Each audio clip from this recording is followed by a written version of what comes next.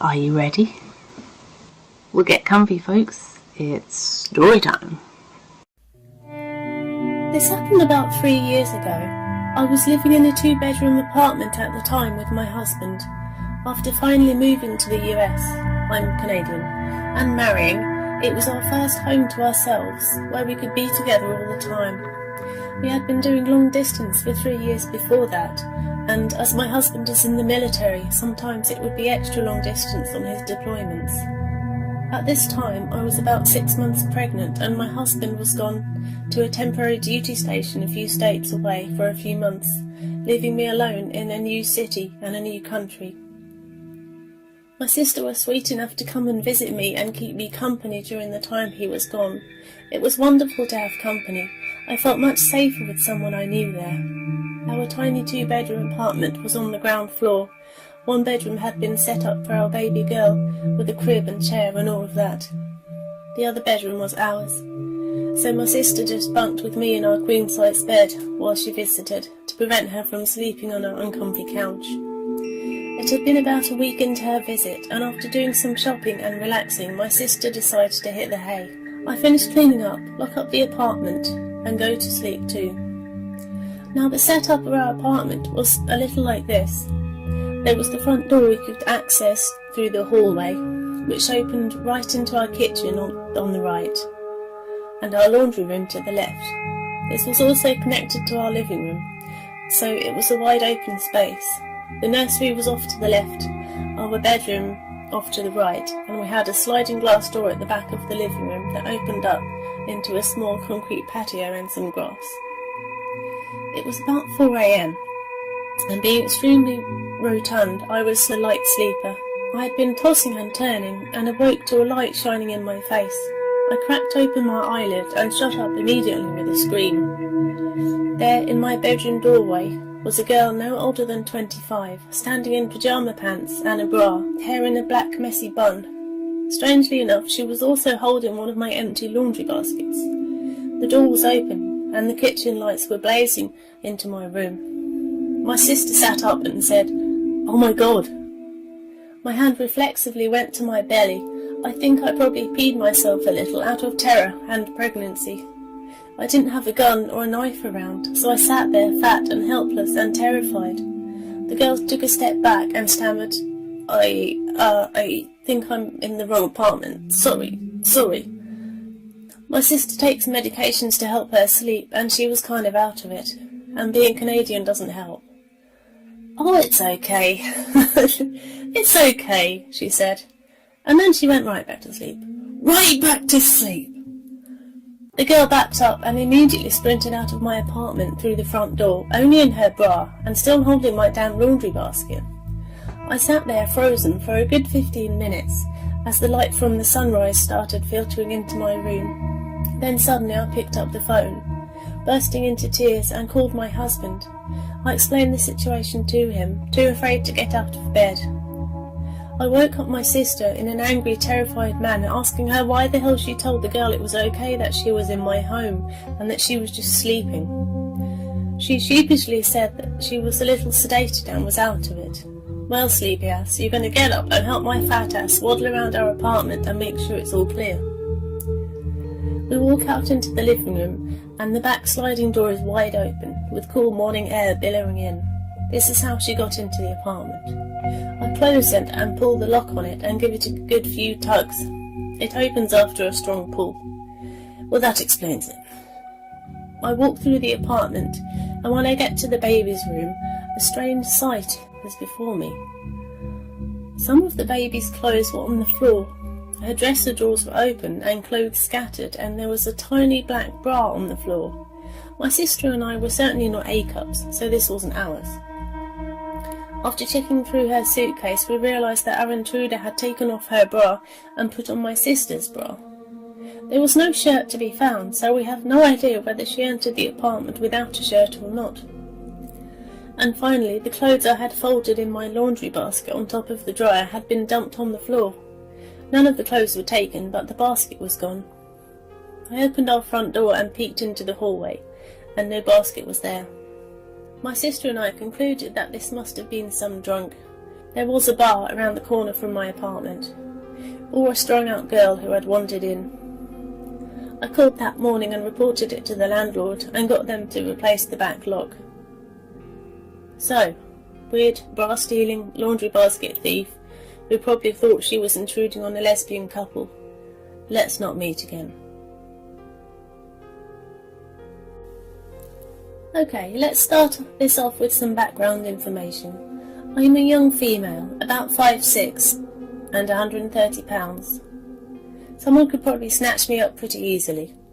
I live in a condo, and there are lots of houses around, and attached to mine, so people could probably see if someone were to break in. My bedroom and bathroom are both on the first floor, and at night I usually keep my porch lights on to show that I'm home, since I don't live in the best neighbourhood. It's not the ghetto, but houses get robbed often. I had just come home from work. I work the afternoon shift, so I get off around 10:30, and I'm usually home by 11. You can imagine, after working 8 hours straight, that I might want to take a shower. I generally take really long showers, and I don't worry about staying up late since I rarely have to wake early. I had been in the shower for about 20 minutes when I hear a large thump. I assumed it was just my dog. He's a bit of a troublemaker and is always knocking things over. So I thought nothing of it and continued to shower. I continued to hear what I thought was my dog running around. After being cooped up for almost 9 hours, he was itching to get outside. I entered my shower. After about 45 minutes, I put my hair in a towel and wrapped myself in one as well, stepping out of the shower. I was shivering and warm PJs were the only thing on my mind. I exited the bathroom into an even colder hallway leading to my bedroom, but before I could take one more step I noticed a muddy footprint on my carpet. Now my carpets are bright white and brown dirt was definitely noticeable. I was just in shock. I always take my shoes off at the front door, and these were much bigger than my feet. I looked down the hallway to see more footprints. Every foot or so there was a muddy boot print. I continued down the hall with a hairbrush. Yes, I know, a hairbrush used as a weapon, but at least I had something. The footprints continued all the way to my front door. But what I saw when I got there freaked me out even more.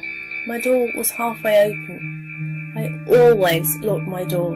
I am an extremely paranoid person and I take a lot of precautions when it comes to safety, especially as I'm female.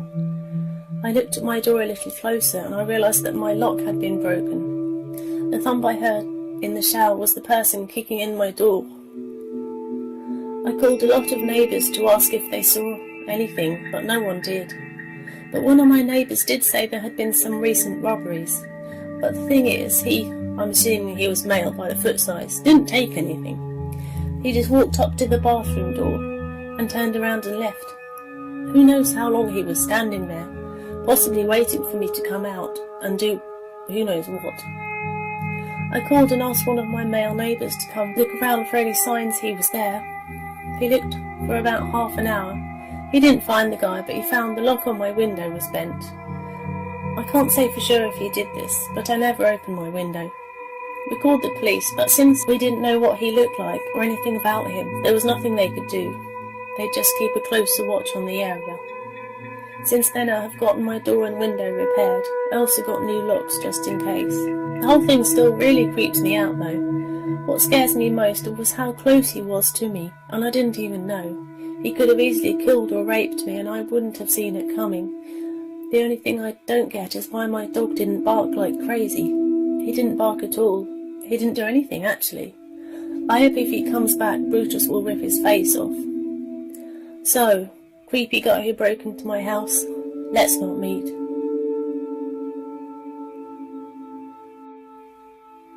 This story is from a few weeks ago. Alright, so this night started off like all the rest. I would either hang out with friends or stay in and watch TV. Either way, I was up later than I should have been. It was during winter break, so it wasn't like I had to worry about getting up for school or anything. I should note that I am a 19-year-old male, about average size, so it's not like I get spooked easily. It was around 4:30 in the morning. My dad had left for work and my mum and brother were both sleeping. I had decided that I wanted a glass of water, so I went downstairs to get some. As I walked by the front door, I noticed something strange. The door was unlocked. I decided that my dad had probably just forgotten to lock it and thought nothing else of it. I continued into the kitchen to get some water and was about to turn the light on when I noticed a figure standing in the corner.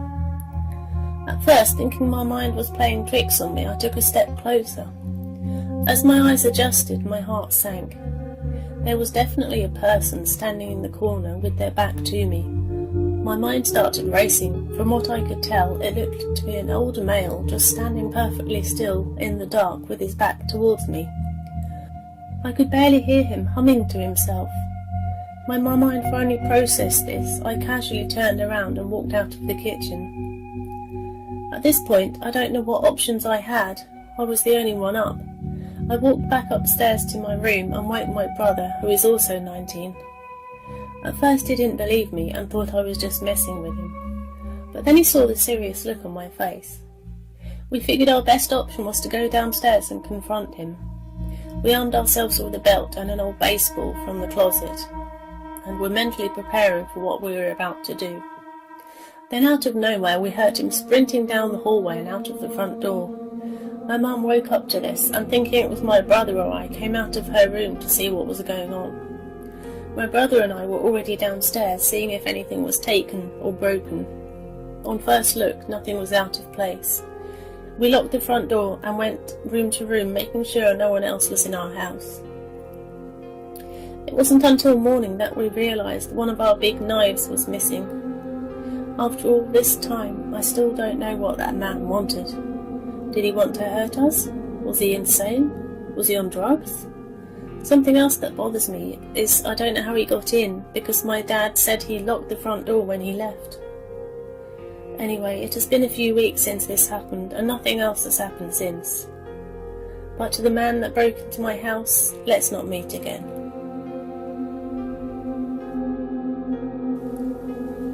When I was 12 years old, I went to a week-long scout camp with my troop. Our campsite was notably isolated from the majority of other sites. So even though there were hundreds of kids at the camp overall, there were probably 5 of us kids and 2 or 3 leaders in our site. I shared a tent with 2 other kids. Being the anti-scout that I was, I bought a full-size cot to sleep on, while the other kids slept on the ground. I'm a horrible sleeper in any conditions other than my own bed, so I've always taken sleeping pills when I go camping. I sometimes have strange reactions to them, where I don't sleep well and get dreams confused with reality. On our final night at the camp, it was storming, with lightning everywhere. We were in a creeped-out mood, telling scary stories before trying to go to sleep. I couldn't wait to go home the next morning. I took my pills and somehow managed to fall asleep. I woke up a few hours into the night, opened my eyes, and in the darkness I could barely make out the crouched-over figure of a tall man. I'd woken up because he was gently grabbing my leg. He didn't look like any of my leaders from what I could tell. Confused, groggy and horrified, I said, "What?" The figure remained silent. After a week on these sleeping pills, I knew how they could make me confused. I closed my eyes, hoping that it was just the pills combining with the night of scary stories. I felt the gentle grip on my leg again. The figure was still standing there. "What?" I said again, this time a little more panicked. Suddenly, still without a word, the man leaned down onto the ground next to me, where I couldn't see because I was elevated. I couldn't hear anything strange happening, but I was filled with so much terror that I couldn't even bring myself to peek over the edge of my cot. I was still unbelievably tired and confused, and in my frightened stupor I convinced myself that the sleeping pills were causing me to blend nightmares with reality. I drifted in and out of a horrified semi-sleep for the rest of that night, wondering what had happened. I never recalled hearing anything notable or seeing the man leave the tent. Once the sun began to dimly light the tent, I mustered the courage to look over the edge of my cot. The kid next to me was fast asleep, and appeared to be unharmed. If this were all there was to this story, I would dismiss it as a weird reaction to my sleeping pills. But then, the next morning over breakfast, the kid who had been next to me asked me and our other tent mate if somebody had come into our tent overnight. The other tent mate said he'd assumed one of us was getting up to pee and had gone back to sleep. When we all confirmed that none of us had gotten up in the night, we started freaking out. begging our leaders and the other scouts to admit that one of them had played a joke on us, or that they had a history of sleepwalking. Nobody had any idea what we were talking about. I don't know what someone's motives would have been to come into our tent only to gently touch my leg and be silent. Unless I have some serious mental blocks, there was no kind of sexual violation that I can recall. Just a strange, quiet intruder.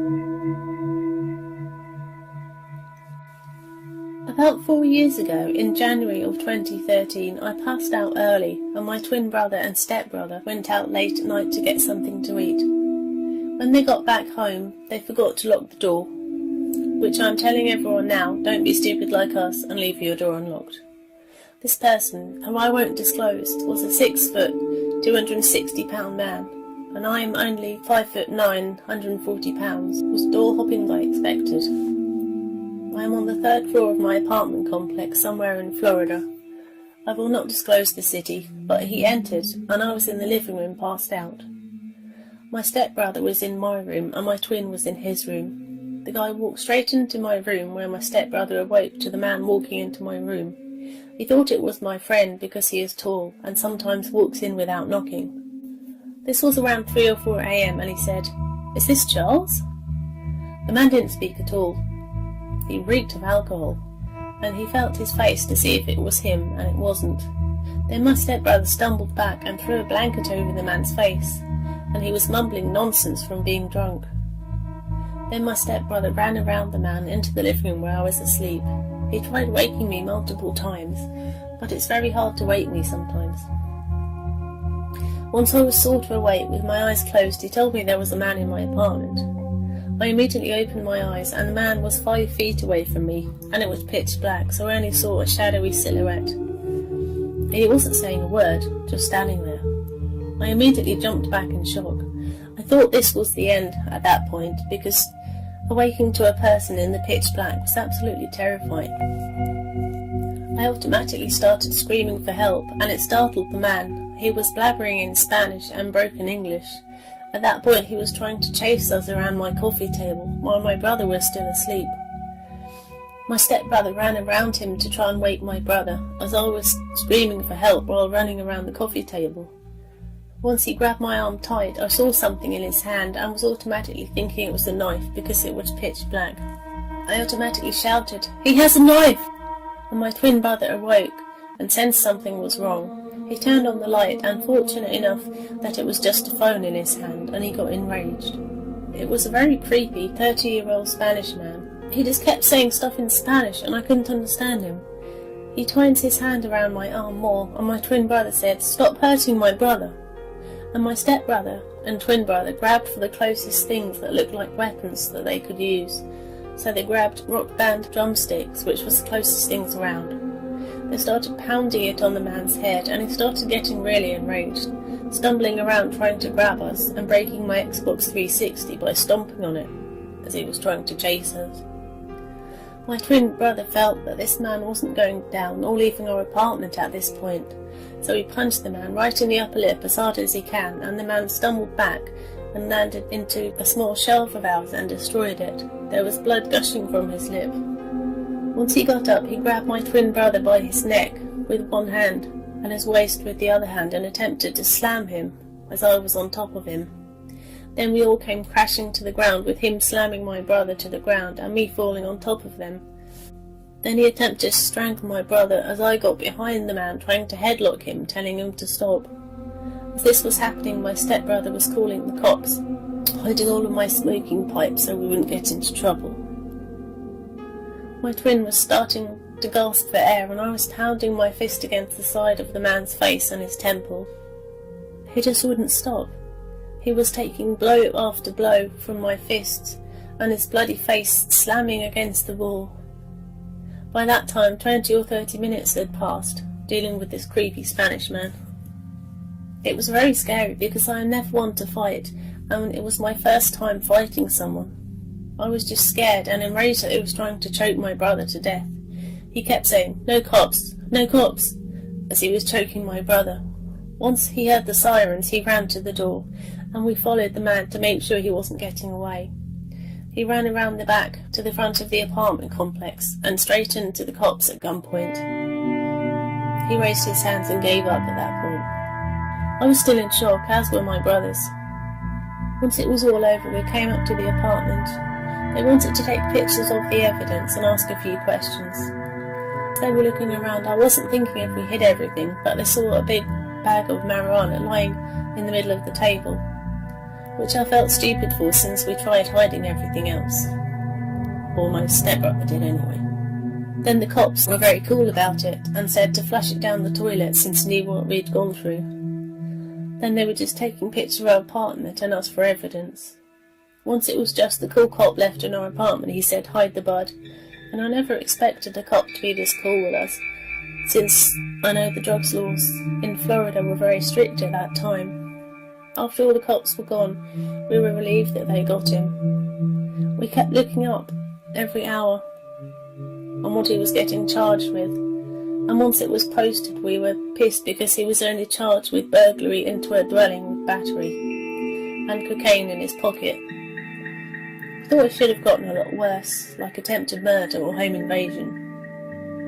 A month later I lost my job over it because of having to see therapists after being scared, always looking around me at night, thinking someone is about. A year went by and I had to go to court for getting in trouble that same year, just with constant bad luck. I heard that man's name called up while being in court, being very scared and paranoid, and to my luck he didn't go into that court date because of fleeing the state from another arrest warrant. One thing I will always tell someone is always lock your door, and don't be stupid like us leaving it unlocked, because you never know when someone will just come into your home or apartment, door hopping. My name is Sarah Lee, and I was 15 at the time of this all kinds of fucked up incident. I have two older sisters, one of whom was riding to and from school every day. I was a freshman and she, Kate, was a senior.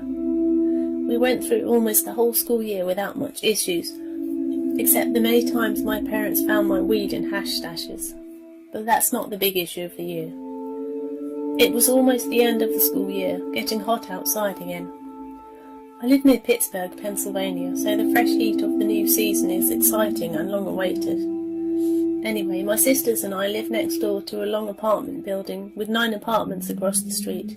There's always new people moving in or out, so seeing new cars next door wasn't an odd thing. So when we noticed an old baby blue shit car next door, not sure of the model, but I know they were discontinued long ago, we didn't turn our heads to take another look. It was after about a week that I began feeling weird about that fucking creepy shit car. Every morning around 6 a.m, as we stood waiting for our ride to pick us up, the creepy shit car would have the engine running and a large man sitting inside. Then again at 3 p.m, when our ride dropped us off, the car was there again, engine running. This went on close to 2 weeks. My sisters both noticed, but they were unaware of any creepy vibes surrounding the weirdo in his car. I'm not sure why I didn't tell my parents. I guess as the youngest sister I felt if I was the only one who felt weird about it, then maybe I was just being paranoid. But one afternoon, Katie and I arrived home from school. Shit car isn't there, but my back door is wide open. What the fuck? Did we leave the door wide open this morning? There's no way. It's what we were saying to each other. We called up our oldest sis, Jess, before entering the house. We told her about the door, and she warned us to stay outside while she called the police, because we all knew this was wrong. We waited only about 5 minutes later. Multiple cops showed up, guns drawn, searching our house. After about 15 minutes, they had us enter. Holy shit, our house is trashed. Well, more like my room and my sister's room. All of my drawers were dumped out, and every single pair of bras and panties I owned were gone. All except one SpongeBob thong that had been stretched across the outside of my bedroom door. My sister's underwear were mostly gone too. This freak had even gone into our basement and dug out her dirty panties and stole those as well. But the creepiest part, you could see a clear outline of where a large person had been lying on my bed. and he left his special gift behind, all over my clothes. So fucking foul. I was such a wreck that I didn't go back into my room for days. After my parents got home, the police had told us that we weren't alone, but had actually been the 4th home broken into just on our street, and these other women had also had their panties stolen. Useless cops hadn't got any leads though, until I told them about the shit blue car next door, which we never saw again. So as it turns out, according to the police, this guy knew my whole family's schedule by stalking us for weeks. The scariest part of that is that when we got home from school, we had to sneak around the side of the house, not visible to the street or neighbours, and pull the house key out of the seashelf from under the porch. This means that dirty creep had to be just feet away, hiding in our bush to watch exactly where to find our house keys. That's how he got in. So scary. One of the most fucked up things I've ever experienced, and no, we never heard diddly squat from the police after. But one last thing. About 1 month later, it's late and I'm lying in bed talking on the phone. My lights are off and I'm half naked. I start to hear sounds outside, so I got freaked out and froze. I was on the phone with my friend Daniel, who lived a couple of blocks away. He was my hero that night because I whispered to him what I heard, and he shot straight out his door. He ran straight to my house, just in time to catch a figure falling to the ground, getting back up and running into the darkness. Daniel knocked on my door and asked my dad to call the police. There were 3 chairs taken from a neighbour's porch, stacked up so that someone could look into my window.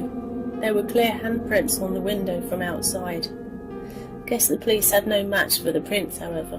But thank God that was it. No more incidents happened after that. I'm just happy none of us got kidnapped, assaulted or worse. Well, that's it. That's how it ended. Today my sister Katie is 6 foot tall, a state trooper and a spot sniper who does judo. So, creepy dude with the shit car, I hope my sister gets the chance to kick your ass. Thanks for watching. See you in the next video.